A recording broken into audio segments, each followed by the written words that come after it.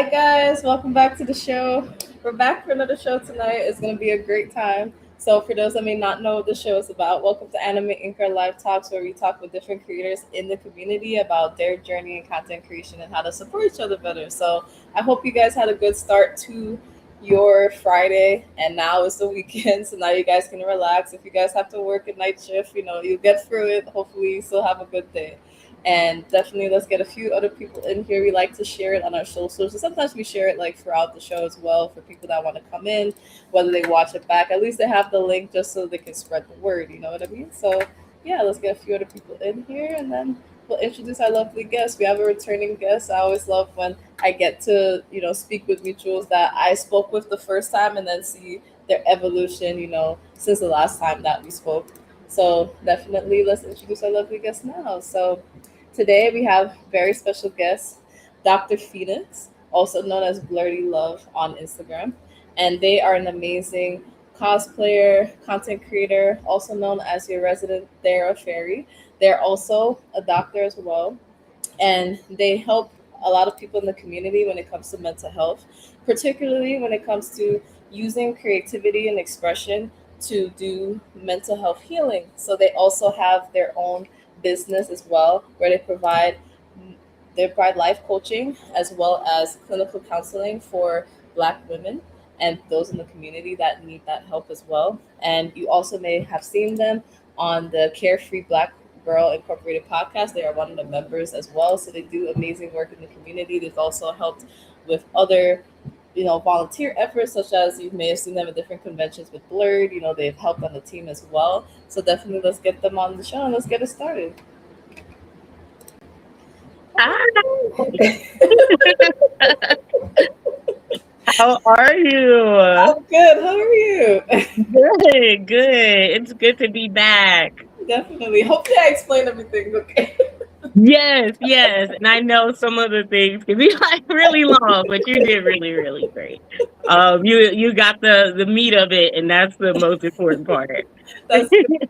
I'm glad to have you back, and definitely I hope you enjoyed DreamCon and everything you've been doing so recently.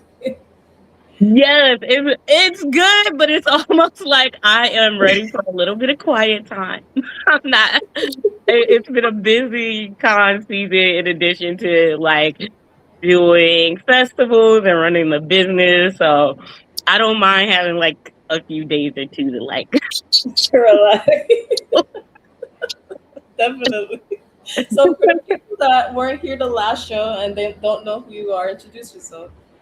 Yes, well, hello. It is your favorite fantasy baddie, Fairy, and blurred historian, Dr. Phoenix Luxe. I am a licensed clinical mental health counselor, a certified rehabilitation counselor, a licensed professional counselor, and I am also a content creator. I do cosplay.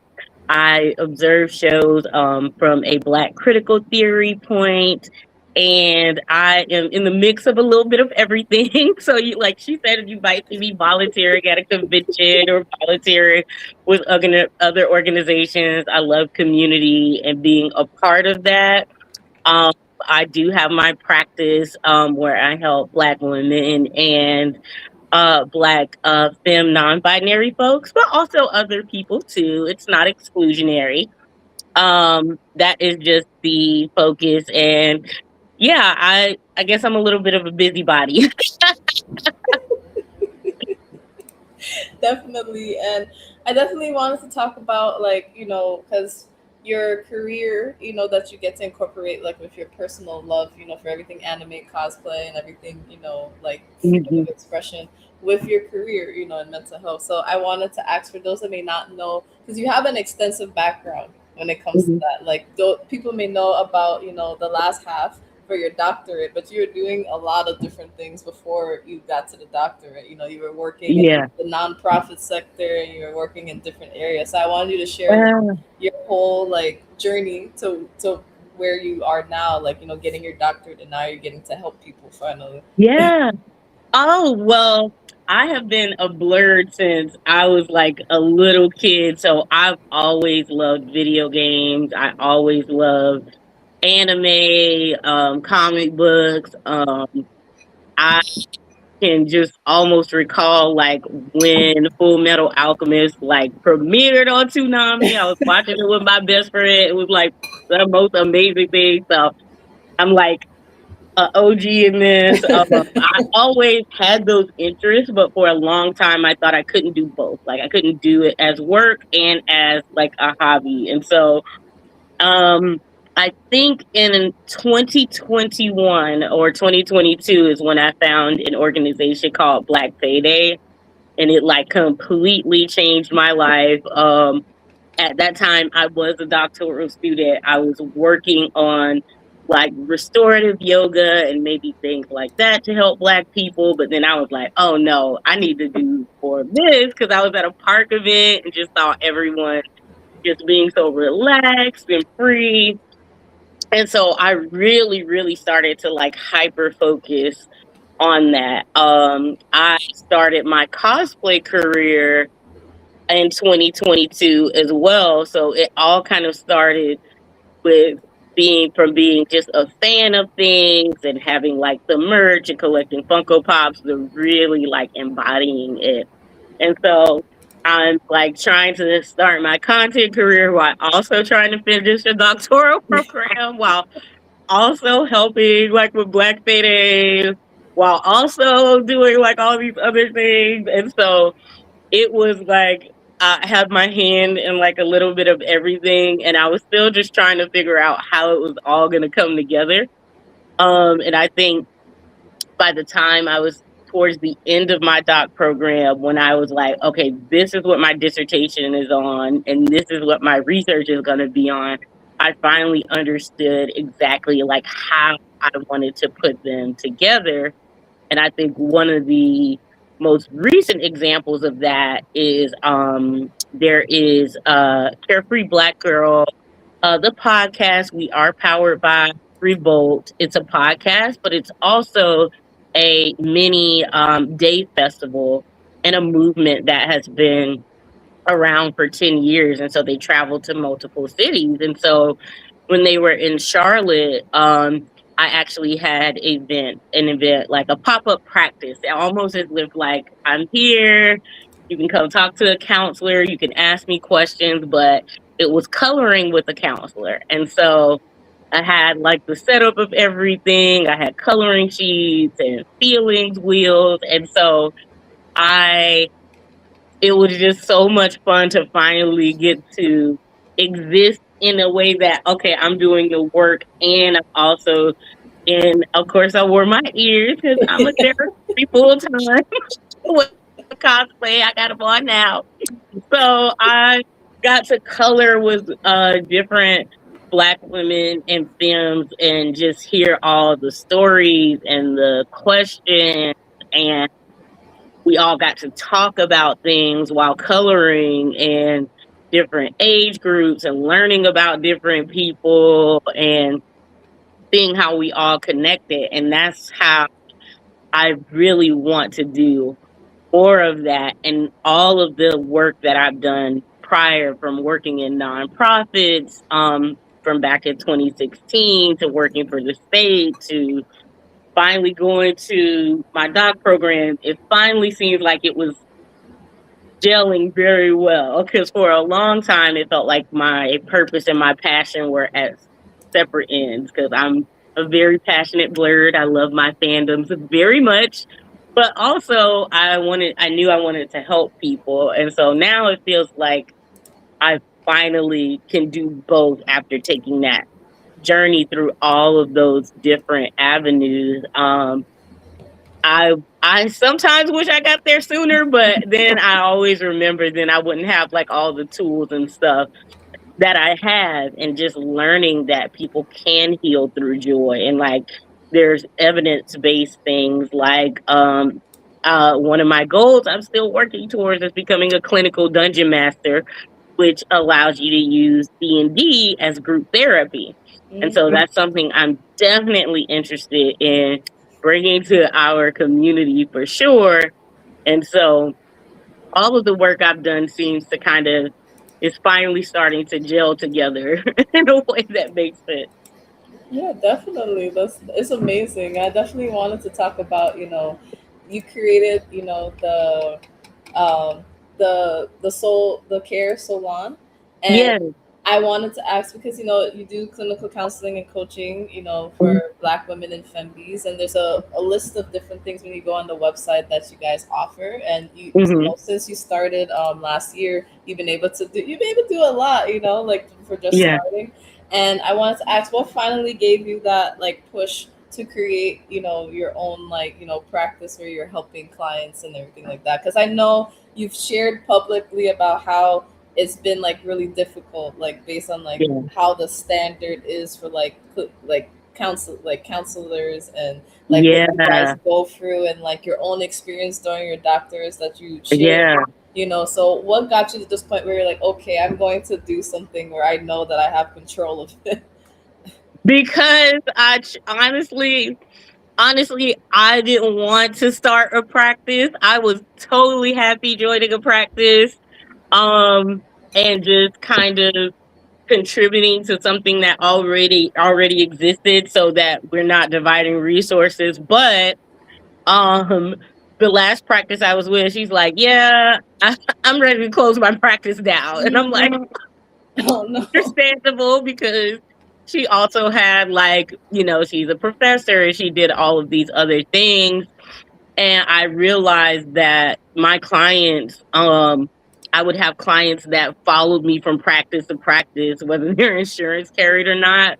And so I was like, actually, I don't want to. Maybe I just need to bite the bullet and go ahead and start my practice. And so my clients can always have a place to find me. And also, I can really focus in on the community that I want to work with, and begin to incorporate things that I think are meaningful. Because a lot of practices, and every practice has like its different focus, but there aren't a lot of practices for Black people that focus on healing through joy, or holistically talking about joy.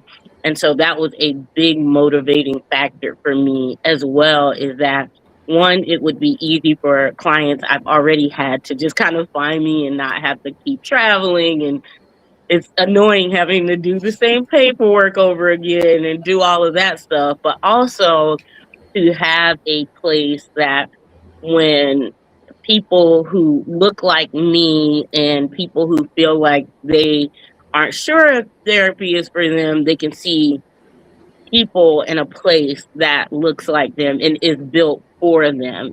Can other people get services? Absolutely. But it feels good to know, like, a place has you in mind. And so that motivating factors, even though it wasn't easy. I think it was worth it when I have, like, I always call it like working myself out of a job, when I like get to discharge a client because they're doing so well and they've overcome something that they didn't think they were going to ever be able to overcome. And so, even though it was a lot, or it felt like a lot at the time, seeing people be able to heal in a way that's non-traumatizing was really the motivating factor, for me. Because throughout my career, even back when I had my bachelor's, and I only had a bachelor's in psychology, and I was working for a nonprofit, I was doing HIV risk reduction counseling, I would always have clients that need mental health, and they'd say, "Can you be my therapist?" And I'd be like, "No, because I'm not qualified, but I'll be here. I'll take you to the therapist." And sometimes they just wouldn't follow up with care, and I like really needed them to do that. And so that's what initially started me. Okay, I was like, okay, I'm gonna get my master's so people can stay in care. And so it was kind of the same thing with when I was working for the state. That's while I was getting my master's, I transitioned, and I realized that just wasn't a lot of research on Yeah. Black people. And I was like, okay, I'm gonna go do this research for Black people. So usually it's when I see that there is a need, that I can contribute to, and that's mainly what kind of nudged me into getting a practice, because if it was just for me personally, I would have just Yeah. kind of, found somewhere to work. But it was more of like, I felt like it was a calling to do so. Um, and even though there have been roadblocks, it has been more rewarding, seeing people that I can uh, help, and that they can grow, um, and that they can help others grow as well. And so that's mainly what made me just finally bite the bullet. Like, okay, it's the need, so I'll be there. Definitely. Yeah, it's definitely great. And I would say, what has been like the impact that you felt since starting it, and especially because you got to incorporate it with the Carefree Black Girl, their events, and you got to have your own Yeah. event through them, and that's a great thing. But how was the impact you felt since starting the business? The impact I felt since starting it is that I get to really put into practice the things that I say that I'm about. And like, in the social media era, and where we all are kind of expected to just have our takes publicly, and it's very easy to like sit on the camera and say, okay, this is what I believe in, and this is what is right. In real time, I actually have to believe that to do the work and practice it. And so that means that even though it sounds easy, but it's not always easy to be like, okay, I'm not working with this brand because it doesn't align with what I believe in. I'm not going to participate or do certain things because it's harmful to the people I'm trying to help. And so navigating it and embodying just not the belief of things, but actually working in it and towards it, um, I think is the biggest impact.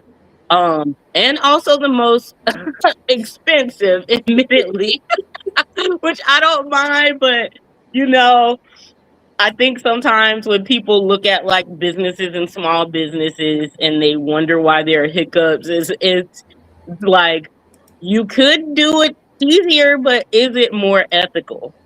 So I think the biggest impact is me having to reinforce my ethics so that the people I work with know that they can trust the person that they're coming to. Um, and I think that's what I really value, is that when I work with people, or I say that I'm actually a part of something, people feel like they can trust that, because they feel like they know the integrity that I have, and that's been really valuable to me. Um, and just making sure that I maintain that, because it's hard to build and it's really easy to lose with the more your platforms grow, and the more we are um we see kind of controversial takes and things that go on in the Blur community. So I think that has been the most impactful thing, is really meaningfully wanting to build community and practice what I preach in a sense. Yeah, definitely. And one thing that people may not know, like you've done a lot of like volunteer work in the community, particularly with Blurred Official. I've seen you at particularly like BlurCon. I see you helping out with staff and everything like that. And Yeah. I wanted to ask, how did you get the opportunity to volunteer with them? They do a lot of good work, and like you guys seem to have a lot of fun doing it. Yeah. So getting to volunteer with Blur and BlurCon, I have to say, I have really, really great community and friends. Shout out to Simply Samurai, Yes. Spencer Waddell. He is like, I always joke and call him a friend of the world, because he is someone who is like truly someone who wants to help everyone. Yeah. And um being able to connect with him, and then connect with the owners of Blurred, and then connect with um, participating as a volunteer at BlurCon and meeting different people, has been really fun, and also almost kind of like one of those it's like a side quest. Like I'm usually trying to focus on the practice, and I'm like cosplaying, and like I said, community people will be like, "Hey, you do mental health stuff, right? You want to be on a panel?" I'll be like, "Yeah, I'll talk about mental health stuff." Or they'll be like, "Hey, do you want to volunteer? Do you got time?" I'm like, "Yes, volunteer." So it's really been truly building community, and that goes back to what I said, like practicing what I preach, like making sure that as I navigate in the spaces when I reach out or talk to people, I'm not looking just to like have a social media collaboration or see what you can do for me or see, where I can be. It's just really getting to know people and being in the spaces and being available um, to work and coordinate, and just kind of having that reciprocity, so that when I need help or I'm wanting to share something, that's also something that's possible, not because we're like, have this surface level thing, but truly just community of saying, hey, I appreciate you looking out. So can you do this or can you do that? And so really making sure that when you want like some of the opportunities, establishing community offline as well, or out, that is not just for like entertainment or consumption. And that's really important too.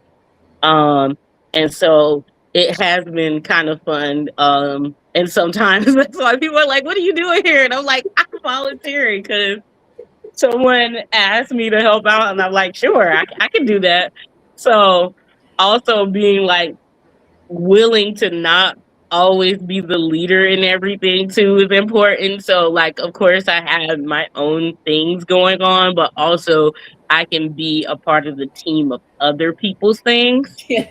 And knowing that you can, share roles, like, which is why initially I didn't want to sleep my own practice, because it's like, why do I need to split, Yeah. split resources if everyone can find it? Like, really, if you can work with a team and you see value in what they're doing, being able to know how to shift from being a leader to in a team position as well, because we focus on leadership a lot, but also being a really good team member is helpful too, especially when you're looking for volunteer opportunities Yeah. um, at conventions and stuff, because a lot of time leadership is already established. They need helping hands, Yeah. not like a lot of people trying to show leadership. So I think that's one of the ways that would be helpful too for people who are interested, is seeing how you can be a part of something without feeling like you have to necessarily control it. Mhm.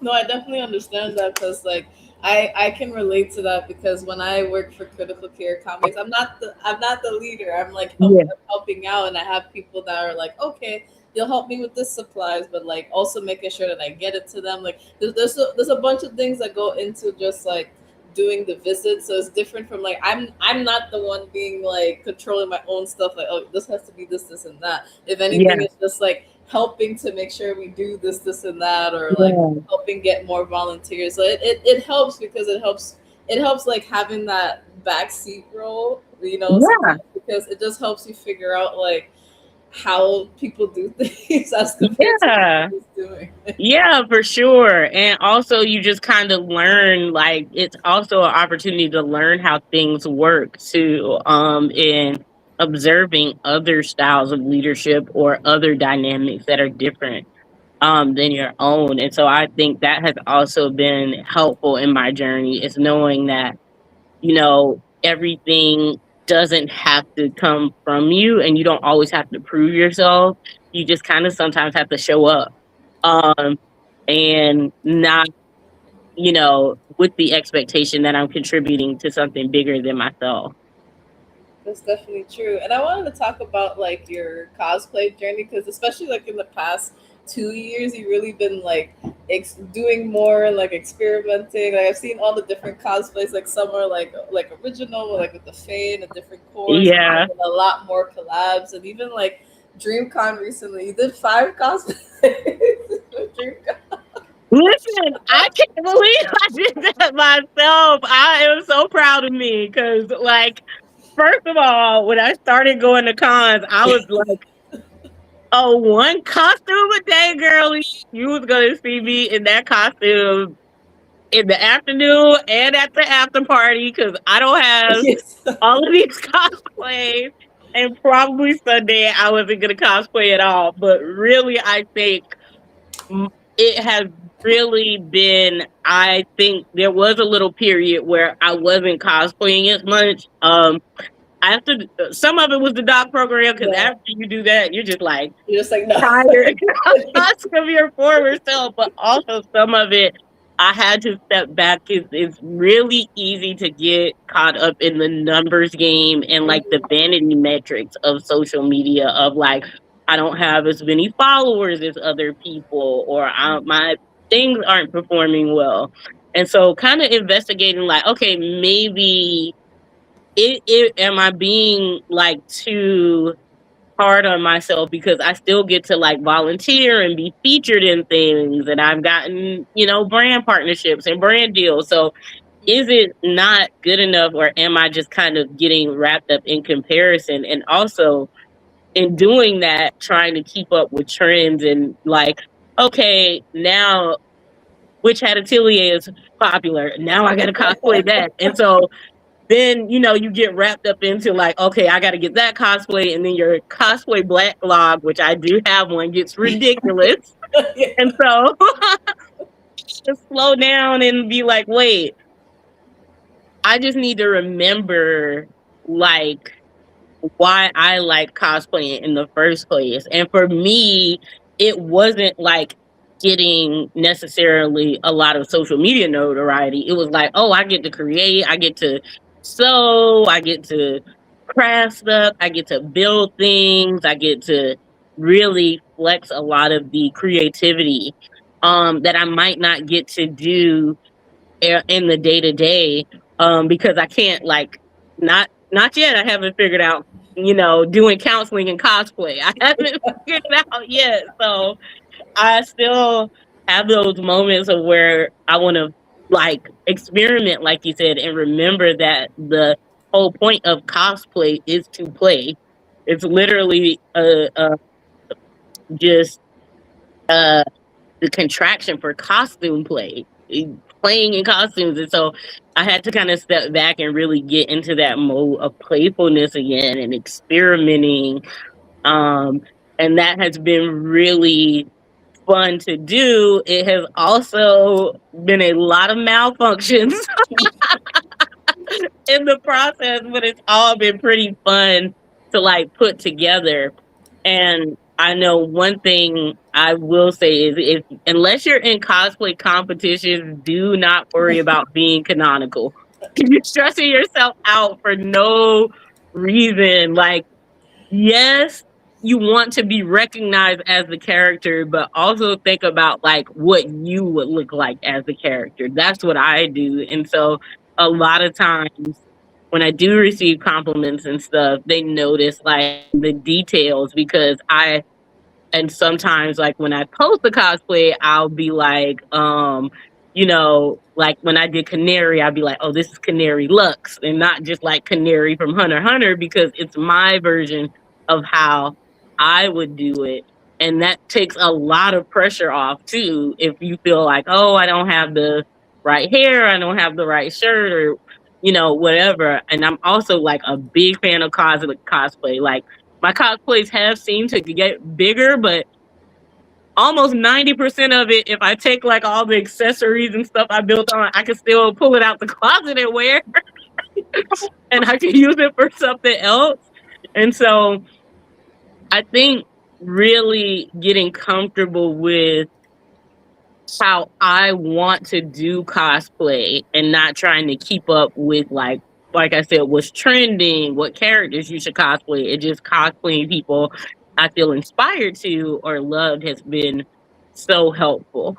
Um and like my evolution as a cosplayer. And once I started doing that, that's how I was able to kind of get to the point of like, yeah, I can do five. I can do five cosplays because I'm not trying to like order the exact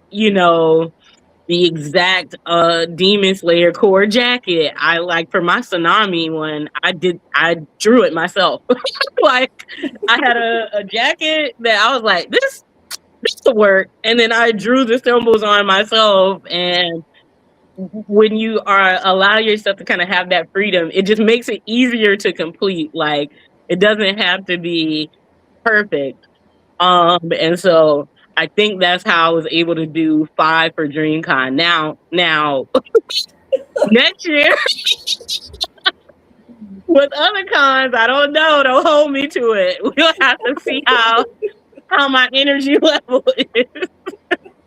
I like how you did the cosplays though, because like a lot of the cosplays had like white hair characters, and I like that you use like the same hair in different variations. So like I feel like it helped like navigate all those cosplays, like and you had like all the different things that you needed. But I love like how it was strategic in a way, so you're able to pull everything off. You know what I mean? Yeah. I Yep, think that is intentional. Like I will sometimes think about that and be like, because I think last DreamCon yeah. I wore wigs and I had like a Rengoku wig that did really well. People really liked it because I dyed it myself. But Mm. in Texas, Yeah. it was blazing. I was just like sweating, like, oh my gosh. Like I had to constantly, and I was like, yeah. So I knew when I was going to DreamCon this year, I was like, yeah, no, I can't do wigs. I salute, and a part of the one because I couldn't find my high powered like little fan. Yeah. We had my manual fan. I was like, yeah, no, I can't do wigs. So I was like, I think I'm gonna do braids. Sometimes I'll do a braided ponytail where I can change the back Mm. colors as well. But that is strategic because it allows me, one, for functionality, and two, it makes it easier to plan the cosplays. If I'm like, okay, if I get white braids, what white hair characters have I already cosplayed? Um, and like how can I line these up so that they still look good? So I appreciate you noticing that because the hair is definitely strategic. Like I'm actually like racking my brain Mhm. um for the upcoming BlurCon because it's like, Mm. how am I gonna do that? Because the the theme is wrestling, so I was like, how am I gonna do that? So I haven't figured it out yet, but That's I'm working on it.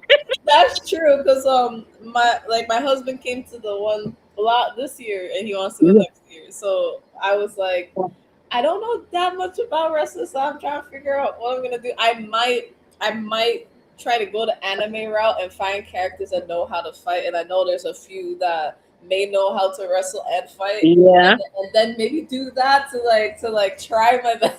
Oh yeah, I have the ideas. I got it down. The hair is just I'm still workshopping that. Because I do love wrestling, but I think my thing is I don't know all the wrestlers I would want to cosplay are nine. Oh, okay. Play Jade Cargill. She does cosplay, and her body is crazy. So I would rather do like King Booker or something from the 90s. It's easier to do. So it's like right now trying to figure out like just the mechanisms of the hair, like I said, because I love a good strategic hairdo or hair color, um, so that it can be interchangeable. Because cosplaying like for pictures and cosplaying for a con are two different things. It is two different things. Like, by hour three, especially if you're carrying a big prop, like I think for Kita, I made the mask. Yeah, you don't want to be like your arms are tired, your feet are tired, your wig is tired. So I usually try to choose functionality for con cosplays and versus like when I'm doing like a collab where I can do something that might be a little bit more impractical, but I'm not gonna have it on and walking around and walking a couple of blocks. So that's usually that strategy. Definitely, the practicality is something that has come a part of my evolution because I think for my first time going to a convention, I think it was either Dragon Con or BlurCon. Mhm. I did not think about that, and my feet were so mad. Yeah. My feet were mad. My makeup, I had to fix it a million times. I was like, oh, I did not think about this when I put this on. No, I definitely understand. And I also wanted to ask about how your journey has been since you've been a part of the Carefree Black Girl Incorporated, as people that, have followed, them for a while. Not only are they podcasts, but they're an initiative and they have a lot of events that they do. So I wanted to ask, because I feel like everything you do has opened doors for you, but I really see how you thrive doing that with them. And I wanted to Yeah. ask, like, how has that journey been with them since you started to now? Like I've seen all the things you've done with them. You've been able to go to different events. You've been able to like Yeah. really find, like, I feel like a sisterhood. So I wanted to ask you personally how it's been for you for the past, like, I think it's been almost 2 years, right? Yeah. It might be three. I think it is 2 years. And it has been amazing. Just learning one how to do the background of media, and just doing long form content. But you're right, the sisterhood has been great because Carefree Black Girl is such a black centered, black woman and femme centered space. So you just get to meet so many people. And I think even with like the even having opportunities to do brand deals and having opportunities to do things with Carefree Black Girl, it's just been, I think, meeting other Black women that has been the most rewarding from different walks of life. And then them getting interested in like the blurred space too. And I saw one time, I think for our last cookout in Charlotte, someone commented and was like, "Are we gonna cosplay there?" And I was like, "See, it's working." So like being able to like be in a space where Black women of all different walks of life can come together and just spend time together and get to know each other and share different things and create different things has been amazing. And shout out to Quana. She is the creator of Carefree Black Girl and the executive producer of the Carefree Black Girl podcast. And she has just been great with like leadership and allowing us to bring our authentic versions of ourselves, me and my pod sisters. That's what I call my hosts, my co-hosts, Hazel and April, and we get to bring our full self into that space and share it with other people. And so that through, like I said, building a community and also learning media has been really great. That's definitely true. And for people that don't know, like, a little gist of what your research is, I definitely want you to share that now. And the second part of the question is how has it been just to present it in general? Like, you've done it on a professional level, like Mhm. and I know last year you had like the one of the peer reviewed. You were able Mhm. to do a presentation, as well as I saw like HCBU Con, MomoCon. There's a few Yeah. things you got to do that. So first, you can like share with people like what your research is on. Yeah, so shameless plug. This is actually a bound copy of it. This is like one of the most exciting things, um to actually like finally be able to get it in my hands and Yeah. like see it after so long. But my research is healing through joy, and I did a narrative study. So narratives are about chronicling the stories of people Mhm. and the collective and letting that things that necessarily like statistics or questionnaires wouldn't capture. Mm. Really giving a voice to data. And that's what my study was. And it was about healing through joy and the ways that Black people have found ways to heal themselves through creativity and play. And so I have gotten the opportunity to present it at various places, at Geek Therapeutics, at MomoCon.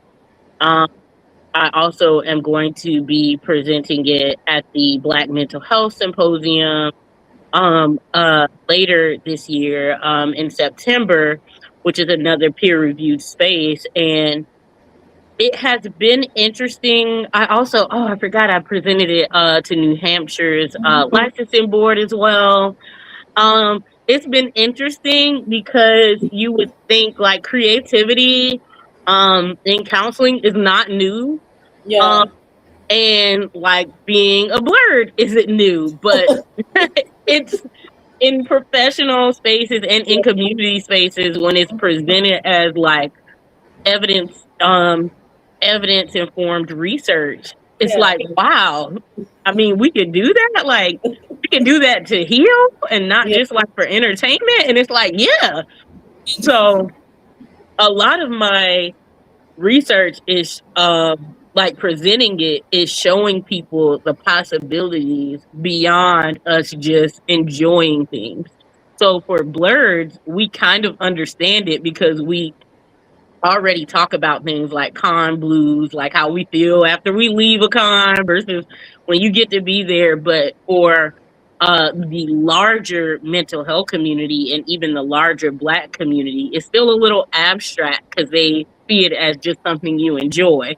Like, oh, that's just those cartoons you watch. Or my grandma would say, oh, those are just those funnies that you like to watch. But the presenting it allows people to see it in a different perspective of when you break down in a scientific way and have a real methodology that this isn't just something we watch. People learn who they are from characters.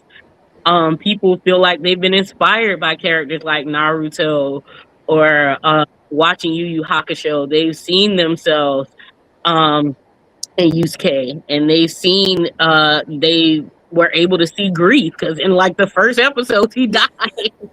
And so they got to see the impact of their actions on others. People, when they get to cosplay something and they get to express themselves, they get to align with characters they identify. When people get to move their bodies when they're LARPing or doing hula hooping or things like that. So it allows me to change the perspectives of it, like, oh, that's just kid stuff, or oh, it's just, stuff that you watch and not stuff that you can like participate and heal from. So that's what I've been actively trying to do and just kind of change the perspective, which, like I said, almost seems like a foreign concept sometimes, depending on the space that is presented in. That's actually a question I had because every time because I their research is really cool, and I always think because being in a STEM space and not getting to do as much like peer reviewed research, but when I did do it, just the nerve wracking of because you're in front of a bunch of people that have been doing this for years, and you're trying to like show why this is important when you research. I wanted to ask like what are some of the reactions like in the professional space and then like in the blurred space, because I'm sure the reactions are like either the same in some aspects, but it could be different because one side might understand a little bit but they didn't know it's possible, and the other side may not even know because they don't have the Yeah. So surprisingly, the blurred space understands it way more, yeah. even though it's clinical counseling. Yeah. Again, it's pretty foreign, and there is other research that indicates that even other clinical counseling and mental health professionals feel uncomfortable thinking about play therapy or art therapy or creative therapy with adults because they see it as something that is specifically for children. And so, in some spaces, I have had questions like, "Well, I don't think my clients will like any of this stuff." I was like, okay, so they have to have something like a hobby. Everyone has something. that they enjoy. And so the messaging I have to teach them isn't, it's not about me trying to convince you to like Inuyasha because I like Inuyasha. It's trying, it's me trying to convince you that if you go beyond just like the DSM-5 and like the symptoms and get to know your clients, if you find out that they really, really, really love, you know, puzzles or woodwork or singing or dancing, you can use that. And we already have evidence based tools that you can use to help them heal versus having them rehash their trauma over and over, which can be particularly painful for marginalized communities and Black people and other marginalized communities because we our existence is kind of politicized already, and we have to kind of actively be working against that all the time. And so sometimes healing through talking about difficult things directly can be harmful. It can be re-traumatizing. And so it's actually been interesting that I spend more work getting the connectivity in the professional space than in like the blurred space. In the blurred space, they're like, yeah, can I read your dissertation? Where can I follow you? In nerd spaces as well, there aren't exclusively blurred spaces. They're like, this is amazing. Tell me more. In peer reviewed spaces, it's a little different because it's not something that is frequently talked about is Black people healing through joy. Yeah. Um, and so while there are other researchers who have done work, and I mentioned them in my dissertation too, about, you know, using music, using yoga, using nature therapy, it's almost seems like it's so spread out that people think it's just like a one-off thing. And it's like, no, a lot of Black people are blurs, and those who aren't blurred still have some sort of interest that they can heal from. Yeah. And so it's actually been surprisingly like, well, not surprising to me because of going through the dissertation process, and I've talked about the difficulties with that, but it's surprising to some people that it's easier for blurs, no matter their background, their educational background. They understand it because they experience it, they live it, they know that this is a happy and safe space. But for professionals, there is sometimes a little uh just cognitive dissonance of like, well, how does this help adults? Uh, and so that's why I'm happy to like yap about it any chance I get. No, yeah. I mean, it's been amazing to see like how you've been able to progress in that. It's been fun. It's been fun to know that you've been enjoying it so much, and you do enjoy it so much because like it's important to have that, especially when it comes to like mental health. And I wanted to give you a chance for people that may be interested in like your services, like what particular services you offer, because I know each practice has like things that they specialize in when it comes to different things for counseling. Oh yeah, yeah. So for people who are interested in services with me, the care salon, I am currently licensed in North Carolina and South Carolina for clinical mental health counseling, and also we offer life coaching nationally.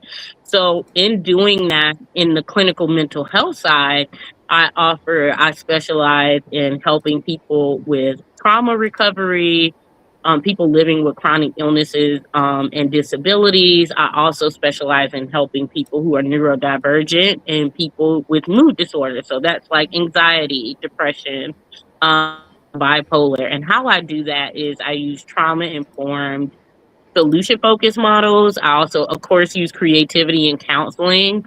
And then I also use EMDR. Recently, I added those services. And so I on the life coaching side, it is a lot more creativity and self-identifying oriented. So we really will dive into who you are, who you want to be, and then the gap that's in between that, and how I can help you get there. And we also, I also have a certified victims advocate who's also a part of the team. who also does domestic violence recovery, is a certified mental health aid specialist, and also does trauma recovery from working for police departments and nonprofits that have helped survivors of sexual assault or domestic violence for years. So we have, I know that's a lot, um, but we really try to make sure that we offer services that like holistically consider a person. And so if you have multiple issues or you feel like you have a lot going on or people have told you you got a lot going on, and we're the place. You can come to us. It's okay. We do a lot of work to make sure we're like well versed in multiple areas so that we can offer that comprehensive care. All of the services are virtual right now. I am fingers crossed in the next year doing more physical things in person. And we do payment plans for people in North Carolina and South Carolina. We accept a lot of insurance. We're currently also working to start accepting Medicaid and Medicare as well. Um, and so for people who do life coaching, again, we do payment plans, partial payments, sliding fee scale. So really we try to make sure that we can help you somehow. There's something we can do to help people. And so if they want those services, if you are following me on Instagram at Blerdy Love, the bio in my bio, there's a link to the Care Salon's Instagram page. And that also will take you to all the links to the website, to sign up for the newsletter, and to also look at all of the services we offer as well. Definitely, definitely. If you guys are interested, because I know we all go through things. Sometimes we need just that little thing to help us. Definitely check them out. They doing amazing work. Yeah, thank you. Thank you so much. You're welcome. And actually, for people that don't know, you've also, like how you say you have a lot of side quests. You've also written. You're an author of two stories on Webtoon, King Snake and Grave Deeds. So I know you guys had a little bit of hiatus, came back, particularly earlier on this year. But for those that don't know what those stories are, you can definitely talk about Yes, I am so happy. And also, I am now the author of 3 webtoons. So we Oh, have nice. Grave Deeds, King Snake, and there's another one called Rhythm and Bard that I'm co-authoring with a very dear friend of mine. His name is Ballad. He is known as Mr. Love Ballad online. He's a great singer. And so this one is a very musical story. King Snake is a modern retelling of Medusa, but it's set in a fantasy land. It's a romantasy. So it is. I'm a romance girly, and I feel like we don't get enough love. The black girls don't get enough love. Like we got Princess Tiana, and so, but what else? Who else? Like, so it is a love story, and it's not necessarily focusing on just the anger and her turning into Medusa, but a woman who goes through something and still is like worthy of love. And Grave Deeds is like our spicy fairy core story that has like a romantic tryst of will they, won't they, who will she pick? And it's about a fairy, and the creator of that story is Kai. She goes by Kai the Raven. She is a great artist. Um, and I also do the storyboarding and writing for that as well. And it's about a fairy who escapes a very terrible relationship and is about to start her life in school and recovering, but also she has a best friend who's interested, and she meets a new guy who's interested. So it's a good will they, won't they? And so shows just so many different aspects and nuances of love for Black women, but also that it's not struggle love. And with Rhythm and Bard, it is musical, but we definitely wanted to increase like the Black men's representation in fantasy too, and Black men as princes, because we don't have any. Like, Disney, what's up with that? Y'all can call me. I've already created 3. Like, we wanted to make sure, like, we see ourselves in those spaces and also have good stories that are just not focused on like the trauma that we go through as people. The trauma that we go through, we should have a voice for it, and it is our own. But show us our joy, our love, our quirkiness. Us being in fantasy. So we really want these stories to feel like Black fantasy stories that have our culture, just some of our colloquialisms, some of our sayings. Um, but also it feels like a fantasy as well. So it doesn't feel like the things that we may go through from day to day. So yes, you can follow the Visualist Collective. That is our webtoon page. We most recently released a new episode of Rhythm and Bard. We are currently working on new episodes for King Snake and Grave Deed, so those will be out soon as well. That's awesome. Excited for it. Yeah. And the one question I usually ask, and I asked the last time, is about supporting the Blerd community, what we do well so far to support each other, what can we work on. And I feel like everybody, based on what they do in the space and how they are in the community, they have a different response to the question. Yeah, so what can we do better in the Blerd community? I know this was a controversial take, but I put it on threads, but I'm gonna stand on it. I will stand on it. We have to gatekeep our spaces, and make sure that they stay healthy for the ones of us who are the most shy or felt the most unseen. Um, yes, there are a lot of hot people who cosplay. Yes, anime is getting more popular, but I think we definitely have to make sure that while we're welcoming to people who do get grant, like they have genuine interest in the space, that we also protect the space from people who just kind of want to monetize, or they see that it's popular, or they see that it can get them more followers. Because um, I know I've seen on, like, just throughout socials, a couple of people saying they felt like they were being kind of othered or ogled at certain cons or looked at a wrong way, and they thought it was a nerd and safe space. So I feel like we definitely have to not be afraid to say, hey, those type of behaviors are not welcome. No, you can't just come in here because it's popular. You need to have a genuine interest. You need to care about community. You need to be kind to people just because they don't look like how you think they should in a cosplay. Cosplay doesn't have, you know, a certain standard. You can cosplay at any size, no matter your skin tone.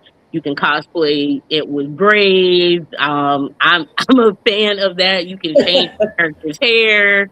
You don't have to have a certain look to cosplay characters and like be in the space. And also we have to, even with cosplay, make sure that we're mindful of the space as well, because there are other type of blerds, and making sure we don't overwhelm the space. Because some people, they want to game, they want to talk about wrestling, they want to play D&D.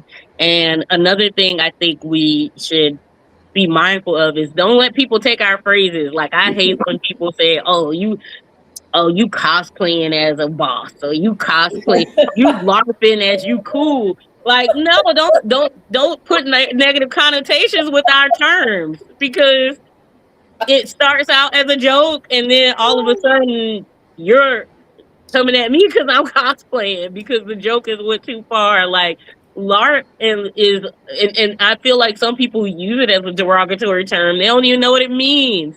It's live action role playing, and people actually do that, and they have a good time. And it has nothing to do with people pretending to have some sort of influence or being someone they're not. And cosplaying is not pretending to be someone I'm not. It's pretending to be somebody I know because I watched the damn show. And so I think we have to, that's what I mean by like gatekeeping. People think gatekeeping is bad, but there's a difference between gatekeeping and othering. Othering is saying, oh, you're different. I don't like you. It's like, the star Star Belly Sneeches. That story, that's othering. Yeah. Gatekeeping is saying, hey, ethical gatekeeping at least is I want to make sure that you mean well that you're in the space. You don't have to like the same things I like, but you need to respect everyone that's here and also be a part of the community that built up the space. And if you can't do that, then you cannot be destructive in this space and you have to go. And so I think people are a little shy to say that because gatekeeping, again, see, that's what happened when people steal terms. Now it has a bad connotation. And it's like, it's not even bad when it's done ethically. Like, as a professor, um, I'm trained as a professor. I'm not currently working as one right now. We get trained on how to gatekeep. It is in our ethics as counselors that you need to gatekeep. So it's like, it's not a bad thing. It's actually something, when done ethically, that protects a space because that's what our licensing boards do. You want them to gatekeep us because you don't want someone who is uh not equipped, not educated, or dangerous or manipulative to be someone that can come in and be in a space where they're supposed to be safe. And I think, we should do that same thing for blurred spaces.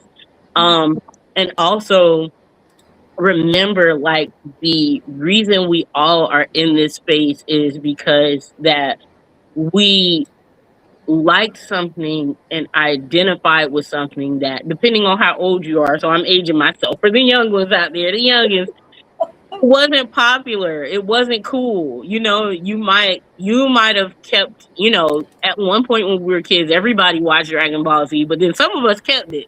And then other people was like, oh, you're still watching that? Oh, you still like that stuff? Oh, you still playing with toys? At one point, many of us experienced that and we didn't like that feeling. And so we need to be sure that we don't make anyone else in the space feel that way. No, And yeah. so making sure that our spaces, I think we could do a better job of, as they get more popular, protecting them and making sure that, even though it's great that things are getting more popular because that means it's easier to get, the costumes are easier to get. Like, now I can order brown ears on Amazon.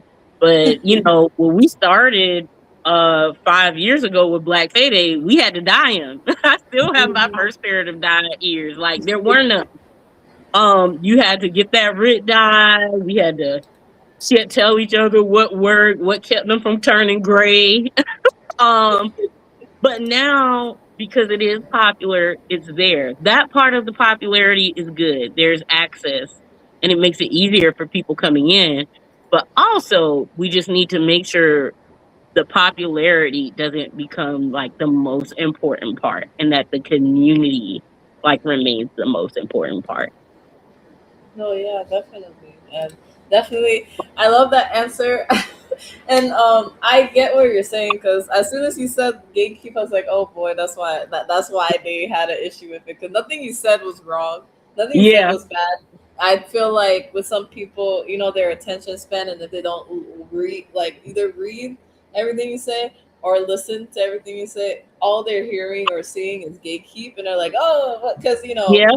we. So I feel like when it comes to gatekeeping, I feel like people got to realize there's there's different connotations when we're talking about it and different things. Yeah. So like when we talk about gatekeeping, a lot of the times, so people generalize it for everything else. When people say gatekeep, it's like when we're talking about, like, people are just like, oh well, you can't watch anime now because like you never watched it before, like that Yeah. type of stuff, or like gatekeeping, like you have to know X, Y, and Z to be part of the community. That's what we talk about normally, but people don't like to bring up like gatekeeping in a different sense, which, like maybe they try to reword it, but it's still like the other side of the gatekeeping is just pretty much just keeping it safe, is like a safe space. Like, Yeah. Yeah. like people that come in, it's like when we say don't gatekeep, we mean like the people that genuinely are interested. It just took them Yeah. some time to get into it.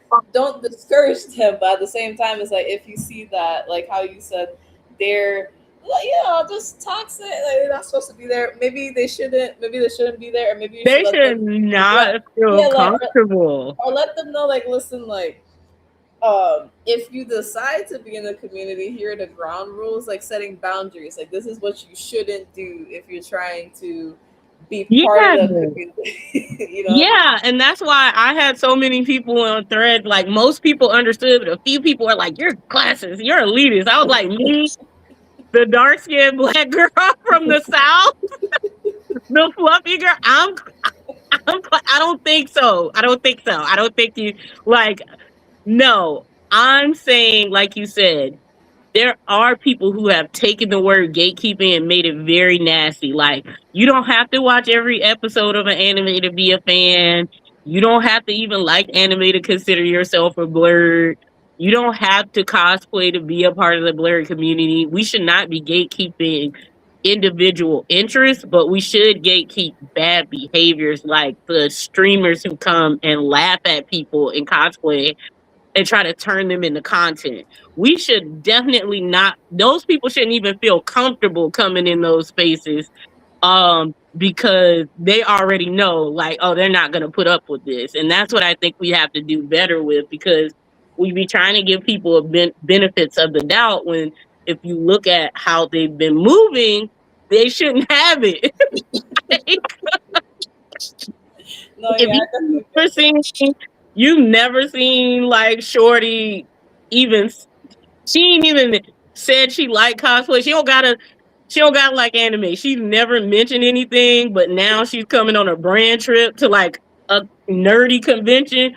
We should just be making sure that that person is conducting themselves in in a communal way. And that's why Yeah, I'm saying I'm not saying they should kick them out, but as soon as yeah, they start pointing and laughing, get them up out of here. yeah, Like, not trying to reason with them. No, you gotta go.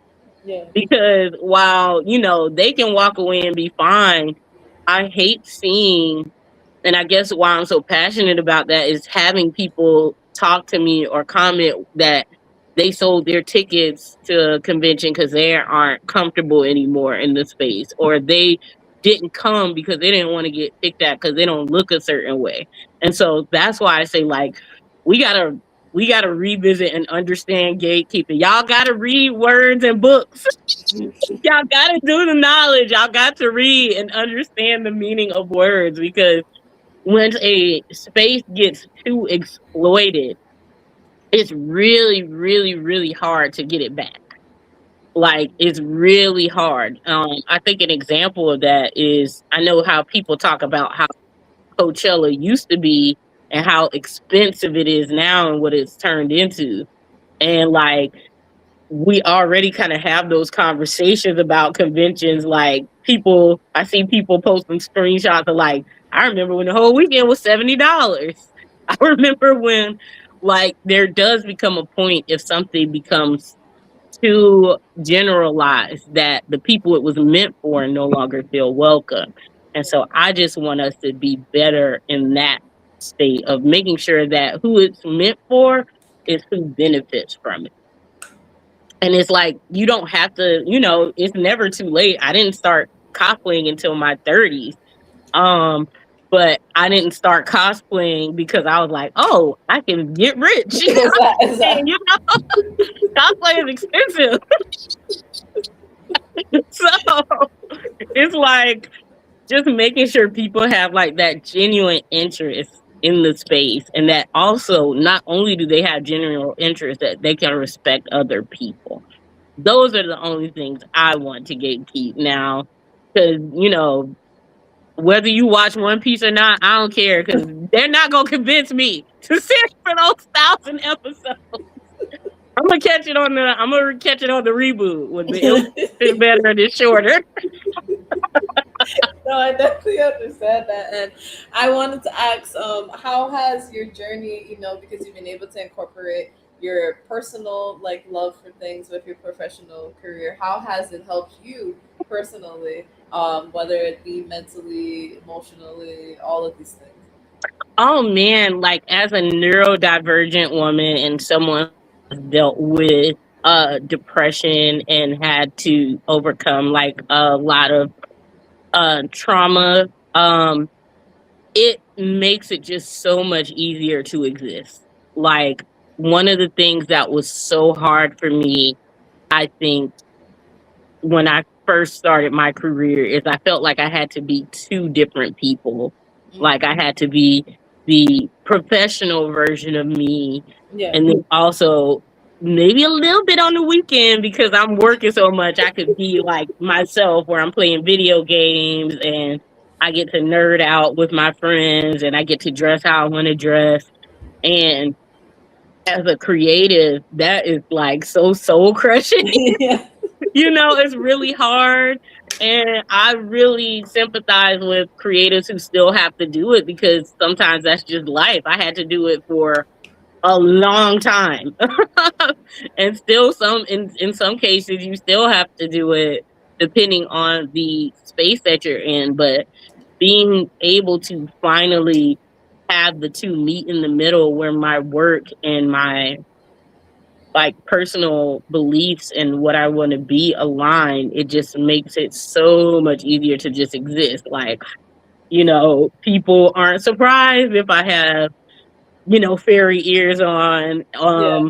And I'm talking about mental health, but then people also aren't surprised, like in nurse spaces, if I'm like, oh, I'm a therapist. It's not like, oh, what are you doing here? Because one thing you learn about cons is you may see someone as a furry and they're like an engineer. Or Yeah. they're like, they're like a doctor or something. So being able to have that where it's like, oh, I can finally just exist as myself. It has been the most helpful where I don't feel like I'm compartmentalizing so many parts of myself. Like, okay, I remember in 2016 when I call it my first big girl job, when I was working for a nonprofit and I got my own little desk and I got my dual monitors and stuff. And they were like, oh, we're going to have a Halloween contest. And I was like, ooh, finally I can do a little blurry stuff at work. Yeah. I worked with older people. Oh, I was okay. one of the youngest people there. But in my mind, I was like, okay, you know what? I'm going to do a costume that I know they're going to recognize. So I did like a gender bend of Han Solo. And I had like a little Chewbacca that made the noise, and I was like, "Ooh, they're gonna love this." Nobody in that office knew who I was. Even with the Chewbacca, I'm like holding it up, like, huh? I squeeze it, he makes a little noise. They're like, what is this? I was just like, oh my God, there is not like a nerdy person in this entire building. Like, I went in the clinic, and first I was the only person that did a costume in my department. Other departments, because it was like a pretty big thing, did stuff. But like, I was like, wow, this is okay. This is my life now. This is great. And so being able like to go from that to like not having anybody really know who you are cosplaying to like now I get to present at like I presented at MomoCon, but I was cosplaying as Psyche K, and having people like the presentation also be like, are you Psyche K? Can I get a it's like such a vast difference. Like, I mean, it took about a decade to get there, but that's okay. I'm thankful for like the journey and just being able to even exist like that. So that's the biggest thing for me is like I can just fully exist as myself and still be in community and still do the work without having to pick one or the other. No, yeah, I definitely relate to that. I think a lot of people, if they're in any type of job that's STEM, whether it's like routine testing, which I do, and then like other people that whether it's a research lab, or are you doing like clinical, or Mhm. you're doing engineering, or you're doing like whatever it is, I feel like we all have that universal experience, and everybody's in like different levels depending. So I'm really happy for you that you're able to like exist in both spaces like that, because I know from I don't talk about my experience that much. I just exist in it. Yeah. But it really is night and day when I like do anime ink art and Hmm. like it like outside of work and people like they find out like what I've done background wise and like one thing about the Blair community is like, oh, that's so cool, like I want to learn more about that and talk about what you do, Yeah. like they're very excited, like either or they're just like, oh, this is just something new like that I know about you. Like one guest even like wanted me to explain like what I do, and I was like, okay, I'm gonna send you voice notes because that's a lot to like that's a lot to explain. And then fast forward to like when I'm working, like I understand what you mean because like I'm in like the environmental like monitoring space without saying too much about like the company or anything like that. But Yeah. they're very it's very rigid, like and then like in terms of what is success and things, and they have their hobbies and everything. When it comes to like anime and comics and stuff like that, I was the youngest at some point when I started my job. So I was like the even though I was in my 20s, everybody else was either like they were like late 20s. Yeah. So they kind of could relate, but at the same time, they did not watch anime at all. Like maybe like the Game of Thrones type of situation, Yeah. or Yeah. like one of the shows because like their family members showed it to them. Then it jumped to like mid 30s, 40s, 50s, 60s, and Yeah. like eight. Like this one person that's like there for like 80s. So that's where I was, and then the past few years, there's been like a few people that are younger than me. So what ends Hmm. up happening is if I talk about anime, they notice like I'm talking with them a lot about that, or even the stuff I do with AnimeInkArt because it's related to that stuff, or I'm Yeah. talking about people in the Black community. I was also the only Black person for a few years Yeah. Yeah. until there was two people that came and one person likes it, like one person knows about it, the other one doesn't as much. So Yeah. they like kind of like entertain it, you know what I mean, but they Mhm. don't know anything about it. So it's definitely a thing of like I talk about I'm doing my interviews, I'm doing this, and depending on the person, the ones that like anime, they ask when I talk about it, like, oh, that's cool, you're going to this convention and that convention. If it's the older ones, usually the first question is, and it makes sense and it's fair because they ask like, is it profitable? Like if I mention a certain thing, they ask like, is it profitable? They want Yeah. to break down, and I'm like, it. There's different things to it. Like I can't say like I'm trying to get to a certain point, and then sometimes it like goes into that awkward like, oh, I don't think they really. So I No, they don't. It's like, oh, okay, that's nice. yeah, so it's like They're polite. yeah, Uh, they're polite about it, but it's like, oh, I don't know anything about it, but I just asked yeah. because I just wanted to ask at that current moment. You know what I mean? So I definitely Yeah. understand like where you're coming from with that. So I'm very happy like you're at this space now. It was a long time coming. Like I said, there have been a lot of spaces where it's just kind of been like, oh, okay. Especially even in some of the spaces where I've worked with primarily Black people, it's been intergenerational, and if they aren't blurs, then they're just kind of like, oh, okay, you're serious about that cartoon, ain't it? Like Yeah, it's almost kind of cringy to them because yeah, they don't understand like how expansive it is, and it's like sometimes I tell people, I'm like, you should be thankful for blurs. And they're like, what do you mean? And they're like, I'm like, you like Black Panther, right? Like, that was full of blurs. Like, you don't get some of the entertainment with blur, like Black people without blurs. We're in the music. We're in the, we're in the movies. We're in the shows. We're behind the scenes as well. And so it's funny how they think it's like so foreign, but it touches their lives every day because it's like you like TV, you like music. you like Spider-Man, like Yeah, like so maybe you're not a blurred or nerd as intensely as I am, but there's still aspects of it you can understand. So it definitely is nice to be in more spaces than not where I don't have to kind of like be like, okay, let me try to explain this to someone who doesn't understand it at all, especially with my upbringing. My parents are always like, they always encourage me to be creative, but like my grandparents and some of my elder family members, like yeah, I'm in the South. They're very religious, and they're like, "You watching a cartoon about a demon that's helping a girl that fell down a well. The demon is a hero."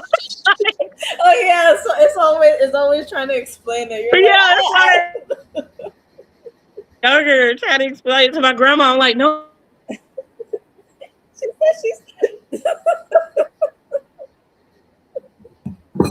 these are good.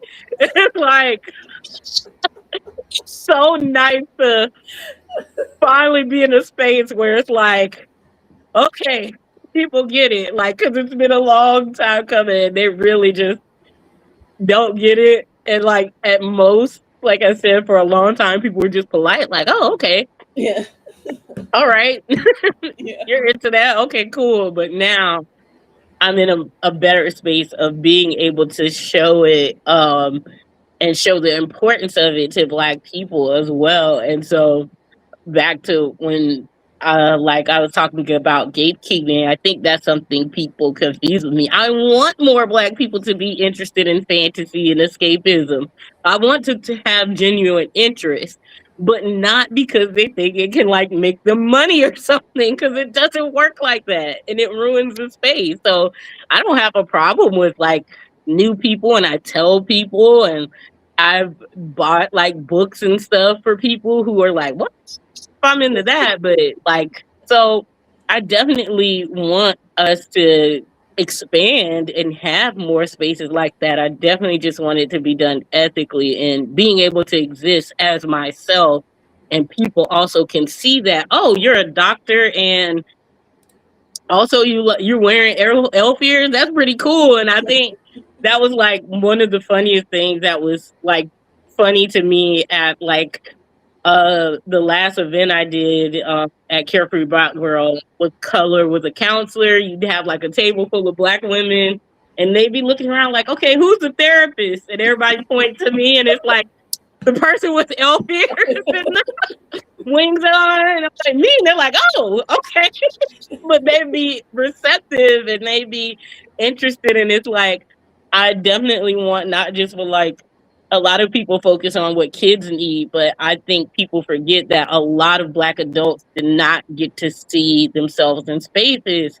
And so I love being able to just present fully as myself so that people can see that they can exist that way too. And it may look a little different for them, but finding a way to do it, even if you can't do it like at your job because you got a corporate job and it plays really great, you don't want to leave it. I don't blame you. But finding a way to still interweave parts of yourself in your life without, it being so one or the other is really important. And so I think like just being able to exist has been great, and being able to like show other people that they can exist too. Yeah, definitely. And again, it's been a pleasure again to talk to you again. We'll learn about all the new stuff that's been going on. Hopefully, you still had a good time. Yes, it has been great to talk to you. Thank you so much for having me. I'm also so just proud of all the progress that you had. Seeing you also like doing your AnimeInkArt talks at conventions as well.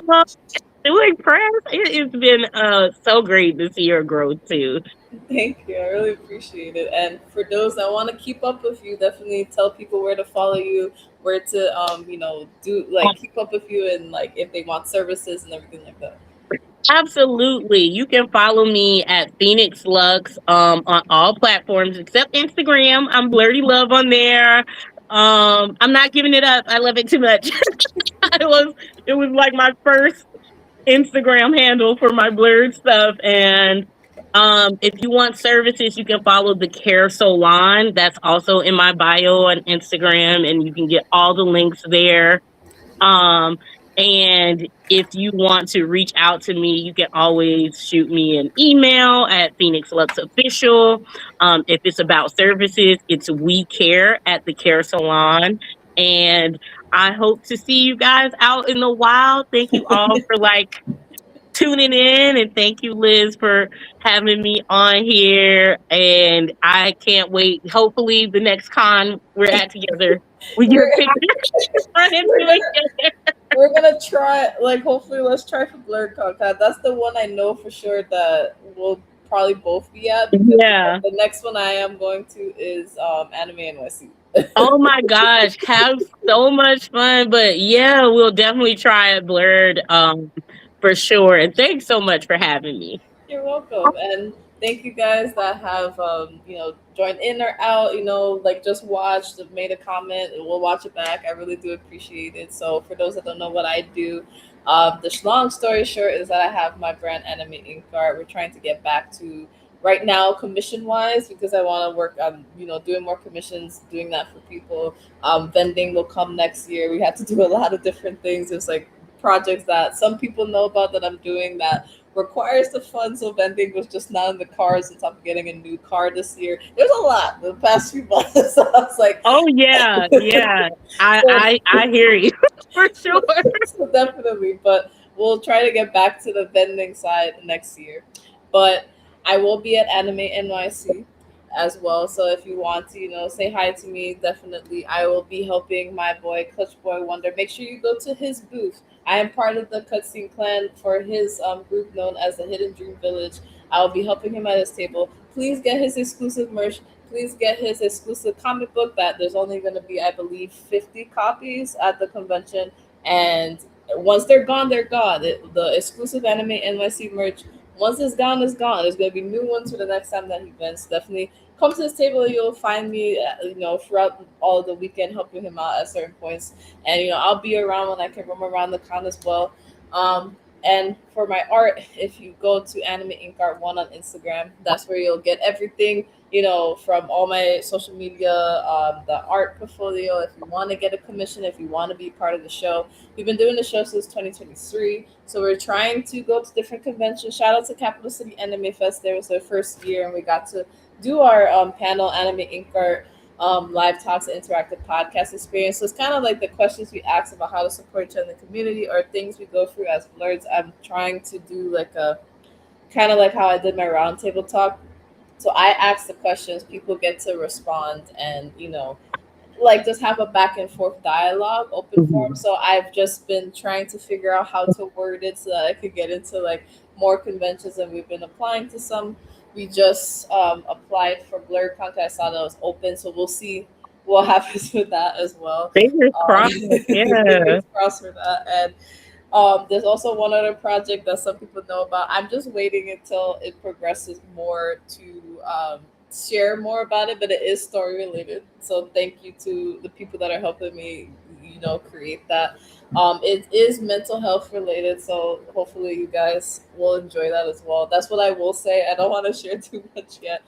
And for those that follow Otaku Noir, definitely, follow them, get their amazing mystery boxes. We are an affiliate with them, as well as in June, they dropped their Sirens box. So they allowed me to make art for them. I started out with stickers. There's my version of Mommy Water in that box. So I'm so grateful I got to do that, because art is something that I still love, even though I'm doing so many other things, and I kind of want to share that more. So definitely, if you want that art, we're on the unboxing page with all the other female artists, black artists, and Mhm. authors that were part of the book. Because it was like based on that deity, as well as R&B, like African American R&B month and everything like that. So there's Yeah. cool stuff in that box. Definitely go to their website and use code AnimeInkArt and everything like that. And we also volunteer now. So we volunteer with Critical Care Comics. They have heroes. They are the ones that dress up in Marvel and DC characters. We have regular volunteers. That's what I've been doing for the past year. And so whether you're in Las Vegas, that's the originator like state, New York, where what I'm doing in New York with them, and then South Carolina, we go to the hospital and we greet the kids, we give them toys and comics. So it's been a fun thing to be a part of. We need more people in the New York chapter, so we've been trying to recruit more people. So if you're somebody that has availability at least once a month, we try to do weekends. It's during the week sometimes, but we try to give advance warning Mhm. when the visits are. If you're in the New York area, if you need something to do, you need something that's like comic related, nerdy related, but is to give back, definitely reach out. Definitely sign the volunteer form at criticalcarecommons.com. You never know. I'm probably going to interview you, so it'll be a familiar face. So definitely, we'll love to have you guys. And yeah, that's the gist of it. Go to the link tree in the bio. Like I say, I always just make sure you have everything to look at, as well as the broadcast channel there and Anime Inc. Live One. And yeah, definitely, we will actually have an impromptu show tomorrow. I know I don't do Saturdays, but our lovely guest needed a Saturday, so I'm going to announce that. But shout out to Fall Paladin and the two special cosplayers that she has with her. We're going to be doing an interview with them tomorrow, so I will announce that once I get everything, and then yeah, that will be at 7 p.m. tomorrow. And yeah, I appreciate you guys, and with that, we're signing off. Bye, guys. Bye.